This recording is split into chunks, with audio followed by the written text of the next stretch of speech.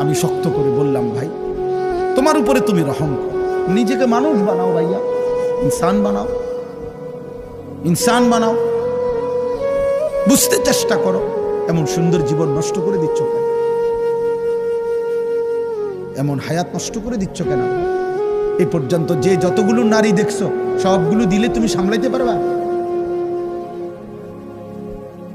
সারাদিনে যে যত নারী দেখছো সবগুলো দিলে সামলাইতে পারবা? তাইলে এত নারী দিয়ে করবা কি? এত নারী দিয়ে করবা কি বাপ? এত নর্তকী দিয়ে তুমি করবা কি? নর্তকীর কাছে তো কিছু নাই বাবা। মোবাইলেই যে নারী তার ছবি দিয়ে লাইছে, নাটকেই যে নারী তার ছবি দিয়ে ফেলছে, এই বাপ তার কাছে তো আর কিছু নাই। যা ছিল সে তো পয়সার মূল্যে বিক্রি করে দিছে, ওর কাছে তো কিছু নাই।